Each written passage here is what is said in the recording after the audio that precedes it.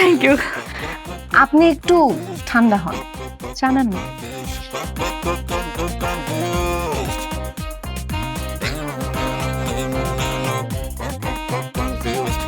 আরে বাবা রে, সেই তখন থেকে কানতেছস, ফোনেও কানলি, তো কানতেই যখন হবে ফোন আর একটু বেশি কানতি, সামনে এসে কান্দার কি আছে? ভাই একটা প্রবলেম হয়ে গেছে। প্রবলেম হয়েছে সেটা বুঝতে পারতেছি, কিন্তু কি প্রবলেম হয়েছে সেটা বল। আব্বা আম্মা আমার বিয়ে ঠিক করে ফেলছে। আলহামদুলিল্লাহ। তো এটা প্রবলেম কেন? এটা তো সুখবর। তারিখ ঠিক হয়েছে? হ্যাঁ, ছেলে কি করে? ছেলের ডক্টর। আর এটা তো সুখবর, তোর তো মিষ্টি নিয়ে আসা দরকার ছিল। কান্দাছস কেন? প্রবলেমটা কি? ভাই আমি একটা ছেলেকে পছন্দ করি, আমাদের 4 বছরের রিলেশন। ও মাই গড, 4 বছর ধরে একটা ছেলের সাথে সম্পর্ক, এটা রেখে তুই আবার আব্বা আম্মার পছন্দের ছেলের বিয়ে করতেছস? তাহলে এখন আমি কি করব ভাইয়া? তুই, আমার মনে হয় কি, যে ছেলের ভালোবাসস তারে বিয়ে করে ফেল, পরে যা হওয়ার হবে। তাহলে আব্বা আম্মা? অভিশাপে ধ্বংস হয়ে যাবি। বাপ মার মনে কষ্ট দিয়ে বিয়ে করে জীবনে কেউ কোনোদিন সুখী হয় নাই। তার মধ্যে আব্বার হার্টের প্রবলেম। তুই যদি এরকম একটা কাজ করস, মানুষের কাছে আব্বা কত ছোট হবে বুঝতেছস? এই বাপ মা ছেলে মেয়েদেরকে বড় করছে বুড়া বয়সে মানুষের কাছে অপমান হওয়ার জন্য। ছি ছি ছি, এই কাজটা করা তোর একদম ঠিক হবে না। তাহলে আমি কি আব্বা আম্মার পছন্দে বিয়ে করে ফেলবো? আর ওই ছেলেটা, মিস্টার ওই কনফিউজ। ছেলেটার অপরাধ কি? একটা কথা আছে না, মন ভাঙার মসজিদ ভাঙা সমান। এত বড় অপরাধটা করিস না। আমার বোন হিসেবে আমি তোরে বলবো যে ওই ছেলেটার এই ক্ষতিটা করিস না, ওই ছেলে বাঁচবে না। তার এখন আমাকে একটা বুদ্ধি দাও, আমি কি করব? প্রেম করার আগে আমার কাছ থেকে বুদ্ধি নিয়ে প্রেম করছস? আর আব্বা আম্মা যে তোর বিয়ে ঠিক করছে আমার কাছ থেকে বুদ্ধি নিয়ে ঠিক করছে? এখন আসছে আমার জিজ্ঞেস করতে, যা সামনে থেকে। আমি একটা ব্যাপার নিয়ে কনফিউশনে আছি। আমি তোমার কাছে আসলাম একটা বুদ্ধির জন্য, তুমি আমাকে পুরাই কনফিউজ করে দিলা। দেখ তোমার কাছে আসাটাই ভুল হয়ে গেছে। আমি মনে হয় মাইকিং করে বলছি, আয় আমার কাছে, আমি বুদ্ধি দিই।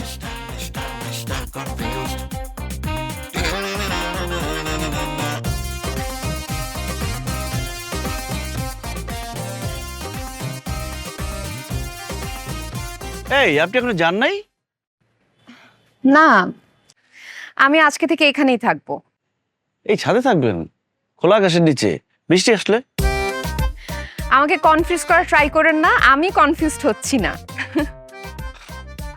আপনার হাসিটা কিন্তু সুন্দর, আপনি দেখতেও সুন্দর, কিন্তু কি যেন একটা মিসিং আছে। কপালে টিপ পড়লে ভালো লাগতো। না, এই ড্রেসের সাথে টিপ মানাবে না।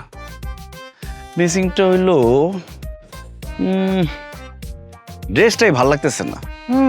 মনে হয় সাদা শাড়ি পরলে ভালো হতো, তাই না? রাইট, শাড়ি পরলে না মানে সাদা শাড়ি না, মনে হয় নীল শাড়ি পরলে ভালো হতো। না নীল শাড়িও না, মনে হয় কালো শাড়ি পরলে ভালো হতো, এরকম কিছু বলবেন তো? না না না, নীল শাড়ি। দেখছেন আপনি কি কনফিউজড, আর আমাকে কতটা কনফিউজ করার চেষ্টা করছেন। Mister confuse. আমি আপনার এই কনফিউশন দূর করতে এখানে আসছি। মানে? আমি একজন সার্টিফাইড সাইকিয়াট্রিস্ট। আপনি যে এরকম সবসময় কনফিউজ থাকেন এবং সবাইকে কনফিউজ করে দেন, এইটা একটা রোগ। এই রোগটার নাম হচ্ছে ADHD। কি বলেন? এই রোগের কিন্তু খুব সহজ একটা চিকিৎসা আছে। ধরেন 7 দিন যদি আমি টানা আপনার চিকিৎসা করি, তাহলে আপনি সুস্থ হয়ে যাবেন। আচ্ছা, আপনি যদি একটু আগের সময়টা রিকল করেন, চিন্তা করে দেখেন তো, যখন ছোট ছিলেন আপনি খেলার মাঠে খেলতে যেতেন, তখন ক্রিকেট খেলবেন নাকি ফুটবল খেলবেন নাকি ব্যাডমিন্টন খেলবেন, খেলার মাঠে গিয়ে এটা নিয়ে কনফিউজ হয়ে যেতেন, এতই কনফিউজ থাকতেন যে খেলতেই পারতেন না, সন্ধ্যা হয়ে যেত, বাসায় চলে আসতেন। আবার ধরেন পরীক্ষার হলে আপনি কি 1 নম্বর প্রশ্নের উত্তর আগে দিবেন নাকি 2 নম্বরটা আগে দিবেন নাকি 3 নম্বরটা নাকি 5 নম্বরটা, এটা নিয়ে কনফিউজ থাকতেন। এই ভেবে ভেবে আপনি পরীক্ষার খাতা ফাঁকা রেখেই চলে আসতেন। এগুলো আপনার সাথে হয়েছে না? এইসব কথা আপনি কিভাবে জানলেন? ও, ভাবি বলে দিছে তাই না? অবশ্য ভাবিও তো এসব কথা জানে না। আমি এগুলো জেনেছি আমার প্রিভিয়াস এক্সপিরিয়েন্স থেকে। আমি এর আগের যে পেশেন্টদের ট্রিটমেন্ট করেছি তাদের কেস স্টাডি করে আমি এগুলো জেনেছি। এখন আমি আপনার ট্রিটমেন্টটা করতে চাচ্ছি, যদি আপনি রাজি থাকেন। ঠিক আছে, তাহলে ওষুধ টষুধ কি লাগবে দেন। না না, কোনো ধরনের ওষুধপত্র খেতে হবে না, আমি যা যা বলবো সেগুলো আপনার শুনতে হবে। এই ধরেন না, আপনার অনেক বেশি ওয়ার মুভিজ দেখতে হবে, মানে যুদ্ধের মুভিজ। বিভিন্ন দেশের যুদ্ধের মুভি দেখলে আপনি নেতৃত্ব দেয়া, লিডারশিপ এবং ডিসিশন মেকিং এই জিনিসটা জানতে পারবেন।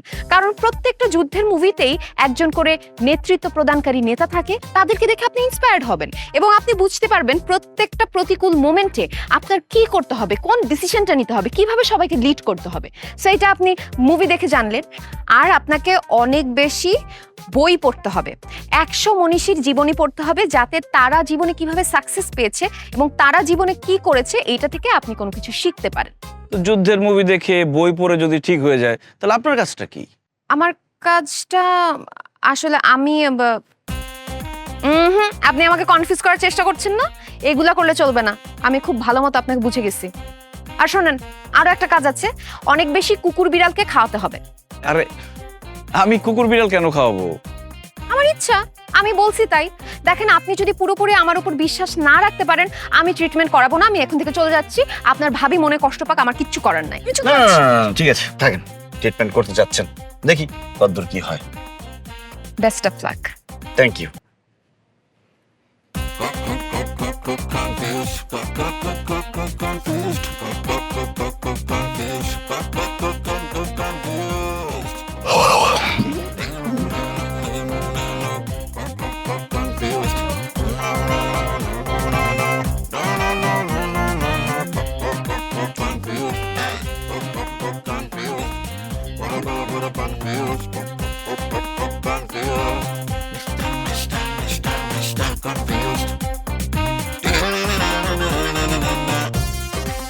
মিস্টার সনেট,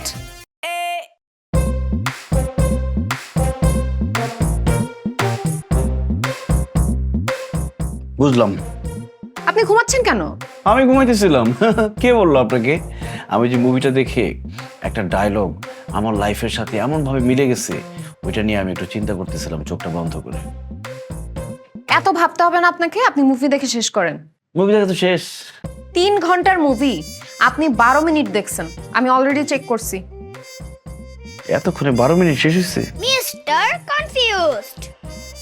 একটা কাজ করি, মুভিটা সকালবেলা দেখি, একদম ভোরবেলা শুরু করব, মাথাটা একদম ঠান্ডা থাকবে, তখন দেখলে মুভিটা একদম কাজে দিবে আমার। আপনি যে সকালবেলা মুভি দেখবেন, এতক্ষণে মাথার মধ্যে অন্য কনফিউশন ঢুকে যাবে। সকালে না, আপনি এখনই মুভি দেখে পুরোটা শেষ করেন। এখন মুভি দেখাটা আপনার হোমওয়ার্ক। আমি যেখানে বসতেছি, আপনি মুভি দেখে শেষ করেন। লে,